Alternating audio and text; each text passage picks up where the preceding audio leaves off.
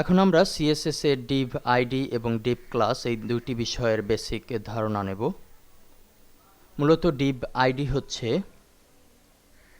একটি ছকের মতো। ধরুন আমরা টেবিলের মাধ্যমে যদি একটি ছক করি, এই বিষয়টিকে আমরা স্যাম্পল স্বরূপ ধরতে পারি। এরকমেরই হবে আমাদের আউটলুকটি। ধরুন এটিই হবে একটি div আইডি।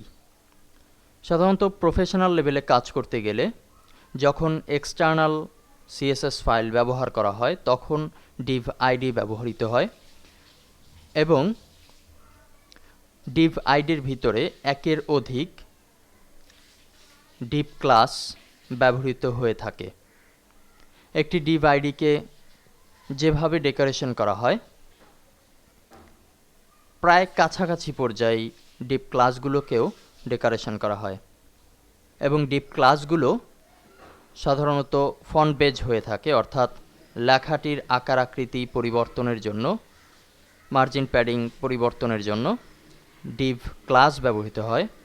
আর এরকম ঘর যখন করতে হয়, অর্থাৎ একটি ডিস্টেন্স থেকে আরেকটি ডিস্টেন্স, একটি আইডি থেকে আরেকটি আইডির দূরত্ব, এই ধরনের কাজগুলো যখন করা হয় তখন সাধারণত div আইডি ব্যবহার করা হয়ে থাকে। div আইডি সাধারণত দেখতে এরকমেরই হবে। আমরা এর ভিতরে কিন্তু ক্লাস ব্যবহার করতে পারি। আমি যদিও এখানে একটি টেবিল থেকে দেখাচ্ছি মাত্র, কিন্তু আমরা এটির প্রপার ইমপ্লিমেন্টেশন দেখতে পারবো যখন আমরা প্রজেক্টে এক্সটার্নাল ফাইল দ্বারা সিএসএস করব, তখন div আইডিটি সম্পূর্ণ ক্লিয়ার হয়ে যাবে।